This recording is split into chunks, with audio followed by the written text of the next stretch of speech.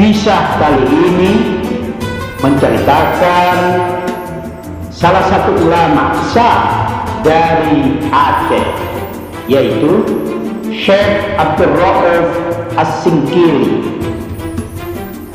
Beliau adalah ulama besar dari Aceh dan tokoh tasawuf dari Aceh yang pertama kali mengembangkan ajaran Thariqah Syadhariyah di Indonesia. Beliau juga merupakan salah satu guru dari Syekh Muhammad Arsyad Al-Banjari, dan juga beliau adalah salah satu guru dari Syekh Abdus Somad Al-Kalimbani. Beliau adalah ulama besar Aceh dan tokoh tasawuf dari Aceh yang pertama kali mengembangkan ajaran Thariqah Syadhariyah di Indonesia. Murid-murid beliau banyak sekali, tidak hanya di Aceh tetapi juga dari berbagai daerah di Indonesia. Di antara murid beliau yang menjadi ulama masyhur adalah Syekh Burhanuddin Ulakani radhiyallahu anhu, Pariaman, Sumatera Barat. Beliau juga dikenal sebagai ulama yang berhasil merekonsiliasikan atau mendamaikan dan menyatukan kembali syariah dan tasawuf. Beliau termasuk Ats-Tsalithul Awwal atau tiga tokoh pertama, yaitu Syekh Nuruddin Ar-Ramili radhiyallahu anhu, Syekh Abdul Rauf As-Singkili radhiyallahu anhu, dan Syekh Muhammad Yusuf Makassar radhiyallahu anhu sebagai pembaharu Islam di Nusantara. Syekh Abdul Rauf lahir di Aceh tahun 1024 Hijriah atau 1615 Masehi. Nama aslinya adalah Aminuddin Abdul Rauf bin Ali Al-Jari Al-Fansuri As-Singkili. Beliau lahir di sebuah kota kecil di pantai barat Sumatera. Ayah beliau yaitu Syekh Ali Al-Fansuri yang juga saudara dari Hamzah Al-Fansuri, merupakan keturunan Syekh Al-Fansuri dari kalangan ulama Persia yang menikahi seorang wanita setempat dari Fansur atau Baus dan bertempat tinggal di Singkil. Al-Fansuri diberi kepercayaan oleh kerajaan memimpin pusat pendidikan yang bernama Daya Blang Pria pada masa pemerintahan Sultan Alaiddin Riayat Shah Syahid Mukammil 997 sampai 1011 Hijriah atau 1589 sampai 1604 Masehi. Dua orang keturunan Syekh Al-Fansuri itu, yaitu Ali Al-Fansuri dan Hamzah Al-Fansuri, mendirikan dua pusat pendidikan Islam di pantai barat Aceh. Syekh Ali Al-Fansuri mendirikan Daya Lipat Kajang di Simpang Kanan. Syekh Hamzah Al-Fansuri mendirikan Daya Obat di Simpang Kiri Rudek. Ketertarikannya pada ilmu pengetahuan membawa Syekh Abdul Rauf berangkat ke Timur Tengah untuk belajar agama selama 19 tahun. Beliau mengunjungi dan belajar di pusat-pusat pendidikan dan pengajaran Islam di sepanjang perjalanan haji antara Yaman dan Mekah. Kemudian beliau bermukim di Mekah untuk memperdalam ajaran agama seperti Al-Quran, hadis, fikih, tafsir, dan secara khusus mempelajari tasawuf. Ajaran Thariqah Syadhariyah bersama dengan kawannya Syekh Abdullah Arif radhiyallahu anhu yang lebih dikenal dengan Syekh Madinah radhiyallahu an di Tapakis, Pariaman. Beliau belajar tarekat Sabariyah pada Syekh Ahmad Kusasi radhiyallahu an pada tahun 1581 sampai 1661 Masehi, dan Syekh Ibrahim Al-Qurani radhiyallahu an, pengganti Syekh Ahmad Kusasi radhiyallahu an. Beliau kemudian memperoleh ijazah dari guru tarekat tersebut sehingga berhak mengajarkan tarekat Sabariyah kepada orang lain. Tarekat ini muncul di India pada abad ke-15. Syekh Abdul Rauf kembali ke Aceh sekitar 1662 Masehi, dan setibanya di kampung asalnya, beliau mengajarkan dan mengembangkan tarekat Sabariyah. As-Singkili dinilai sebagai tokoh yang cukup berperan dalam mewarnai sejarah tasawuf di Indonesia pada abad ke-17. Beliau juga pernah menjabat sebagai mufti di Kesultanan Aceh pada masa Sultanah atau Ratu Safiyatuddin Tajul Alam 1641 sampai 1675 Masehi. Karena kedudukannya itu, beliau pun sering disebut Syekh Duala di Aceh.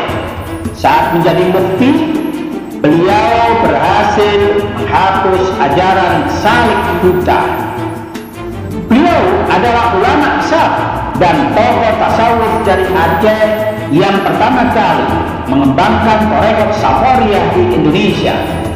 Murid beliau banyak dan tidak hanya dari Aceh saja, melainkan dari berbagai penjuru tanah air. Saat Aceh menjadi tempat persinggahan jamaah haji yang hendak berangkat ke Mekah, tidak sedikit jamaah haji yang kemudian belajar agama dan tasawuf. Ajarannya juga berkembang di Jawa. Di Jawa, ajaran tarekat Sabariyah dikembangkan oleh muridnya Syekh Abdullah Muhyi Pamjaha radhiyallahu an, yang dikembangkan di daerah Priangan dan berkembang di Cirebon, yang kemudian lahir karya-karya sastra dalam bentuk serat suluk yang mengandung ajaran tasawuf wujudiyah atau martabat 7. Pada masa Syekh Nuruddin Ar-Ramili, saat Syekh Abdul Rauf masih di Mekah, suasana keagamaan di Aceh kisruh dan penuh polemik antara satu paham dengan paham yang lain, saling menyalahkan, bahkan sudah sampai kafir mengkafirkan. Terlebih lagi, pengikut wujudiyah ada yang dihukum bunuh. Kitab-kitab dan tulisan Syekh Hamzah Fansuri radhiyallahu anhu dan Syekh Samsuddin As-Sumatarani radhiyallahu anhu dibakar. Syekh Abdul Rauf baru pulang ketika konflik meredah di masa pemerintahan Sultanah Tajul Alam, dan kemudian ia diberi kepercayaan oleh Ratu untuk menjadi Qadhi Malik Al-Adil atau mufti kerajaan yang bertanggung jawab masalah-masalah keagamaan di Aceh. Dan selama menjabat mufti, beliau banyak menyampaikan pemikiran-pemikiran, mulai dari tulisan dalam kitabnya yang dikenal luas sampai sekarang, seperti Fikih Mir'atul Tullab yang disadurnya dari kitab Fathul Wahhab.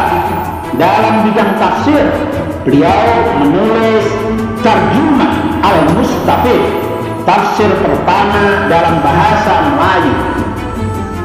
Dalam bidang tasawuf, beliau menulis Umdah Al-Muhtajir, Kifayatul Muhtajir, dan Daqaiqul Khuf.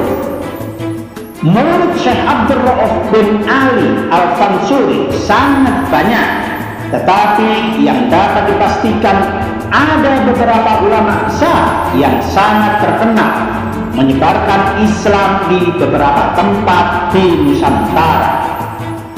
Di antaranya Bapak Daud bin Agha Ismail bin Agha Mustafa Al-Jawi Ar-Rumi. Beliau ini berasal daripada keturunan ulama Roma yang berpindah ke Turki. Keturunannya pula pindah ke Aceh sehingga menjadi ulama yang tersebut ini. Keturunan beliau juga ada yang berpindah ke Papani sehingga menurunkan ulama terkenal, yaitu Syekh Daud bin Ismail Al-Fatani. Setelah berkhidmat di Mekah, dikirim oleh saudara sepupu dan gurunya Syekh Ahmad bin Muhammad Zain Al-Fatani ke kota baru Kelantan untuk memimpin Makta'ah Al-Miriyah Al-Kaina Al-Kalantaniyah. Lalu beliau berpindah ke kota baru Kelantan. Beliau dikenal dengan gelaran Tok Daud Khatib. Bapak Daud bin Ismail Al-Jawi Ar-Rumi inilah yang menyempurnakan karya gurunya Syekh Abdul Rauf bin Ali Al-Tansuri yang berjudul Turjumanul Mustafid, atau yang lebih dikenal dengan Tafsir Al-Baydawi Melayu, yaitu terjemah dari tafsir Al-Quran 30 juz yang pertama dalam bahasa Melayu. Naskah asli tulisan tangan Bapak Daud bin Ismail Al-Jawi Ar-Rumi itu dimiliki oleh keturunannya Tok Daud Khatib. Lalu naskah itu diserahkan kepada guru dan saudara sepupunya Syekh Ahmad Al-Fatani. Dari naskah yang asli itulah diproses oleh Syekh Ahmad bin Muhammad Zain Al-Fatani, Syekh Daud bin Ismail Al-Fatani, dan Syekh Idris bin Husain Kalantan. Sehingga terjadi cetakan pertama di Turki, di Mekah dan Mesir pada peringkat awal. Nama ketiga ulama itu yang dinyatakan sebagai musahih atau pentashih yang selalu dicantumkan tiap cetakan di halaman terakhir pada semua cetakan tafsir. Turjumanul Mustafid yang diterbitkan sampai sekarang adalah merupakan lanjutan daripada cetakan yang dilakukan oleh Syekh Ahmad Al-Fatani dan dua orang muridnya itu. Menurut Syekh Abdul Rauf bin Ali Al-Tansuri, yang lainnya pula ialah Syekh Burhanuddin Ulakan Pariaman. Beliau inilah yang disebut sebagai orang yang pertama sebagai penyebar Islam di Minangkabau, Sumatera Barat, melalui kaedah pengajaran Thariqat Safariyah. Di Jawa Barat Indonesia terkenal seorang murid Syekh Abdul Rauf bin Ali Al-Tansuri yang dianggap sebagai seorang waliullah. Beliau ialah Syekh Abdul Muhyi Tamjaha.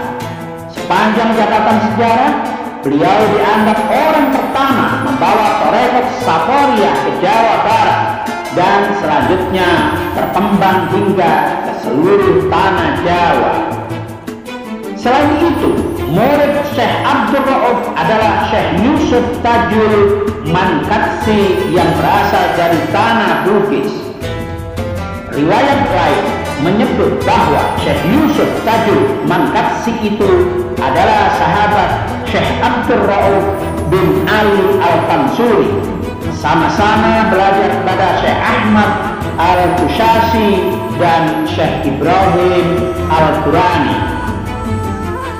Syekh Yusuf Tajul Mankatsi mengakui menerima Thariqat Safariyah dari Syekh Abdul Rauf bin Ali Al-Tansuri. Memang diakui bahwa Syekh Yusuf Tajul Mankatsi ialah orang pertama yang menyebarkan Thariqat Safariyah di tanah Bugis atau seluruh Sulawesi Selatan. Syekh Yusuf Tajul Mankatsi juga merupakan orang pertama yang menyebarkan berbagai Thariqat lainnya, di antaranya Thariqat Qadiriyah dan Thariqat Naqsabandiyah. Tetapi berdasarkan manuskrip Mukhtasar Tasnif Syekh Abdul Rauf bin Ali Al-Fansuri oleh Syekh Abdul Rauf bin Mukhallid Khalifah Al-Qadiri Al-Kantani bahwa Syekh Yusuf Al-Mankaksi adalah cucu daripada Syekh Abdul Rauf Al-Fansuri. Tertulis karena kata ini daripada Syekh Yusuf Al-Mankaksi atau Al-Makassari turun ke Syekh Muhyiddin Karang atau Pamujaha turun ke Syekh Abdul Rauf Al-Ashir. Murid Syekh Abdul Rauf bin Ali Al-Fansuri di Semenanjung Tanah Melayu Malaysia yang paling terkenal ialah Syekh Abdul Malik bin Abdullah Trengganu atau lebih populer disebut dengan gelar Tok Pulau Manis yang mengarang berbagai kitab, diantaranya adalah kitab Kifayah. Ada yang meriwayatkan bahwa Syekh Abdul Rahman Ta'udbah Al-Fatani pernah belajar kepada Syekh Abdul Rauf bin Ali Al-Fansuri. Yang betul ialah ayah Syekh Abdul Rahman Ta'udbah itu yaitu Syekh Abdul Mubin bin Jailani Al-Fatani, dipercayai adalah sahabat Syekh Abdul Rauf bin Ali Al-Fansuri karena sama-sama belajar kepada Syekh Ahmad Al-Qusasi dan Syekh Ibrahim Al-Qurani. Syekh Abdul Rauf bin Ali Al-Fansuri meninggal dunia pada tahun 1693 Masehi dengan berusia 73 tahun. Ia dimakamkan di samping masjid yang dibangunnya di Kuala Aceh, Desa Dea Raya, Kecamatan Kuala, sekitar 15 km dari Banda Aceh. Demikianlah cerita singkat dari Syekh Abdul Rauf bin Ali Al-Fansuri atau Syekh Abdul Rauf As-Singkili.